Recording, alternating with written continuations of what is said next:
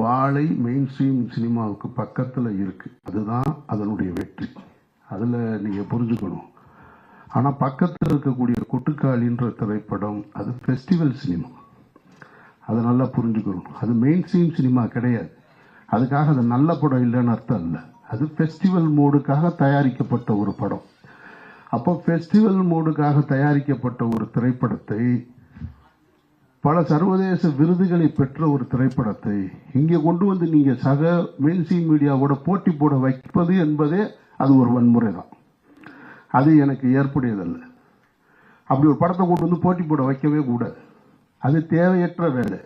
சர்வதேச விருது வாங்கின ஒரு திரைப்படம், பாராட்டுக்களை பெற்ற ஒரு இயக்குனரை இங்கே ஒரு 150 ரூபா கொடுத்துட்டு வெளியில் வரும்போது ஒருத்தர், இப்போ தான் யூடியூப் நிறையா வந்துருச்சு இல்லையா, யூடியூப் வந்துட்ட காரணத்தினால என்ன பண்ணுறாங்கன்னா, நாங்கள் படமாக எடுத்து வச்சுருக்கோம், நம்ம அதை பார்க்குறோம். 2 நாளாக நான் பார்த்துட்ருக்கேன்.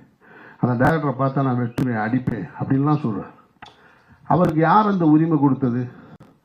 வெட்டுவேன் அடிப்பேன்னு சொல்கிறதுக்கான உரிமை யார் கொடுத்தா? படம் நல்லா இல்லைன்னு சொல்கிற, அது ஓகே, ஏன் நீ காசு கொடுத்து பார்த்ததுனால தான் அது கூட உனக்கு அந்த உரிமை, இல்லைன்னா அது கூட கிடையாது. அப்போது தேவையற்ற முறையில் என்னை பொறுத்த மட்டும் நான் கொட்டுக்காளி திரைப்படத்தை நான் எடுத்திருந்தேன், தயாரிச்சிருந்தேன் அப்படின்னா நான் தியேட்டருக்கே கொண்டு வந்திருக்க மாட்டேன். அதை வணிக நோக்கத்தில் கொண்டு வந்து திணிக்க வேண்டிய அவசியம் இல்லைன்னு நான் நினைக்கிறேன். அது அவசியமற்றது. அது சர்வதேச திரைப்பட விருதுகளை பெற்றிருக்கு. அந்த கண்ணியத்தை அப்படியே கொடுத்துருக்கணும். அதனுடைய தயாரிப்பாளர் ஒரு பிரபல நடிகராக இருக்கிறாரு. அவர் நிச்சயமாக அவருடைய இன்ஃப்ளூயன்ஸை வச்சு அது ஒரு ஓடிடி தளத்துக்கு வித்திருந்திருக்கான். அதோட போட்ட முதலீடை எடுத்துட்டு பிரச்சனையை முடிச்சிருந்தா தேவைப்படுறவங்க அந்த படத்தை போய் ஓடிடியில் பார்த்துருப்பாங்க. இப்போ நீ கொண்டு போய் 1000 ரூபா பணத்தை கொடுத்துட்டு குடும்பத்தோட போய் எனக்கு பாட்டு இல்லை, ஓப்பனிங் சீன் இல்லை, மியூசிக் இல்லை, இன்டர்வல் பிளாக் சரியா இல்லை, எண்டு ப்ராப்பராக இல்லைன்னு சொல்ல வேண்டிய அவசியம் எங்கே ஏற்படுது? நான் பாக்கெட்லேருந்து காசு எடுத்து கொடுக்கும்போது வருது. அப்போ அது தேவையற்றது. அப்போ மெயின் ஸ்ட்ரீம் சினிமாவுக்கு என்ன சொல்லணும், ஃபெஸ்டிவலுக்கு என்ன சொல்லணுன்றதை நம்ம தெரிஞ்சு வச்சுக்கணும். அதை விட்டு நான் ஃபெஸ்டிவலுக்கு எடுத்த மூணில் ஒரு படத்தை எடுத்துட்டு நாளைக்கு கெவியாக கூட இருக்கலாம், இதே படத்தை கொண்டு வந்து நீங்கள் மெயின் ஸ்ட்ரீமில் கொண்டு வந்து வச்சுட்டு என்ன ஆடியன்ஸ் பார்க்க மாட்டேன்றாங்க அப்படின்னு சொல்லக்கூடாது.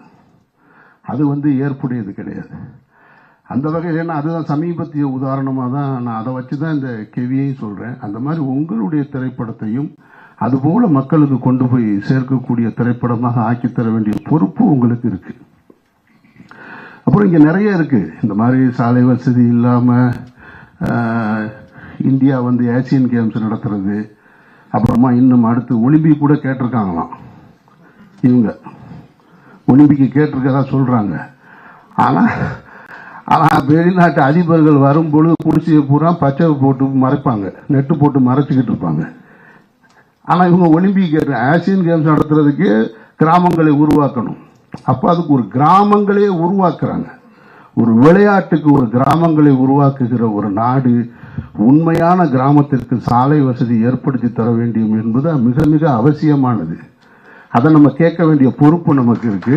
அதை இந்த திரைப்படத்தின் மூலமாக நீங்க கேட்டதா நான் உணர்றேன். நான் எப்படி ஜெய்பீம் திரைப்படத்தை இந்த மாநிலத்தின் முதல்வர் பார்த்தாங்களோ அதுபோல உங்களது இந்த திரைப்படத்தையும் படம் நல்லா இருந்துச்சுன்னா பத்திரிகையாளர்கள்ட்ட உங்கள்கிட்ட அன்பாக கேட்டுக்கிறேன், இந்த படம் என்னைக்கு ரிலீஸ் ஆகுதோ, காப்பி ரெடி ஆகுதோ அதை பார்த்துட்டு உங்களுடைய விமர்சனங்களில் இந்த திரைப்படத்தை தமிழகத்தின் முதல்வர் பார்க்க வேண்டும்னு கடைசி வரியாக கோடிட்டு எழுதுங்க.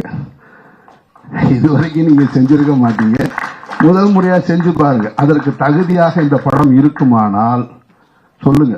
ஒருவேளை 1-2 சின்ன சின்ன குறைகள் இருந்தால் கூட மன்னிச்சு விட்டுருங்க.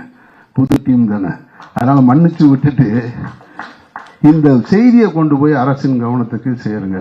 ஒருவேளை தமிழக முதல்வரோ அன்றைக்கு இன்னைக்கு இருக்கக்கூடிய அமைச்சர்களோ அந்த படத்தை பார்த்துட்டு அந்த சாலை வசதியை ஏற்படுத்தி கொடுத்தாங்கன்னா அந்த மாற்றம் உங்களால் நிகழ்ந்தது வல்ல இறைவனால் நிகழ்ந்ததுன்னு நானும் நம்பிக்கையோடு காத்திருக்கிறேன். இந்த விழாவுக்கு அழைத்ததற்கு நீங்கள் எல்லாரும் நின்று இந்த படத்தை பற்றி மக்களிடத்தில் கொண்டு போய் சேர்க்கிறதுக்கு என்னுடைய நெஞ்சார்ந்த நன்றி.